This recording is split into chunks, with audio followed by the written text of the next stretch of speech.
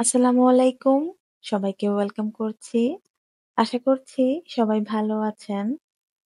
Share করছি কাঁচা কলা দিয়ে বানানো খুব মজার একটা খাবার। যদিও এটা আমার নিজের কোনো রেসিপি না। সেদিন মোবাইল স্ক্রল করতে গিয়ে হুট করেই চোখের সামনে এই খাবার বানানোটা পড়েছিল। তো আমার কাছে দেখে ভালো লেগেছিল, তাই ভিডিওতে আমি পুরো প্রসেসটাই দেখেছিলাম যে এটা বানাতে হলে কি করতে হবে।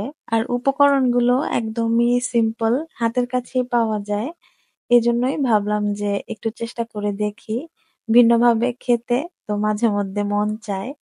একই ধরনের একঘেয়েমি খাবার সবসময় খেতে ভালো লাগে না। একটা কাঁচা কলা আমি ভালো করে ধুয়ে নিয়ে চামড়াটা ছিলে নিয়েছি। তারপরে ছুরি দিয়ে পাতলা করে কেটে নিয়েছি। ভিডিওতে দেখেছিলাম যে কলাগুলোকে একদম পাতলা করে কাটা হয়। তো আমি চেষ্টা করেছি পাতলা করে কেটে নেওয়ার জন্য। এবার লবণ পানিতে চুবিয়ে রাখবো। না হলে কলাগুলো কালো হয়ে যাবে। এই খাবারটা মূলত একটু পাঁপড় টাইপের, অথবা আমরা যে চপ বা পাকোড়া করে থাকি, প্রসেসটা মোটামুটি কাছাকাছি, কিন্তু একটু ভিন্নতা আছে। এবার আমি কোট করার জন্য চালের গুঁড়া নিয়েছি, সাথে সব ধরনের মসলা দিয়েছি। হলুদ, ধনিয়া, জিরা, মরিচ গুঁড়া আর লবণ দিয়েছি। ১ চামচ কর্নফ্লাওয়ার দিয়ে নিয়েছি। এতে করে ভাজার পরে এটা খেতে বেশ মচমচে লাগবে।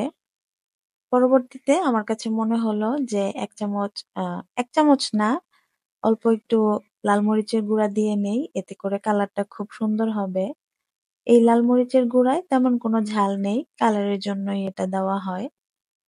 এবার ভালো করে আমি কলাগুলো পানি ঝরিয়ে নিয়ে এই শুকনো চালের গুঁড়ার মধ্যে ভালো করে কভার করে নিচ্ছি।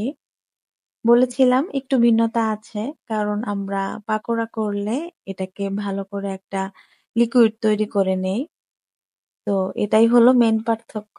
এই ব্যাপারটাই আমার কাছে ভালো লেগেছিল যে কোনো ধরনের ব্যাটার তৈরি না করেই শুকনো উপকরণ দিয়ে এটাকে ভালো করে কোট করে নিয়ে ভাজা হয়েছিল।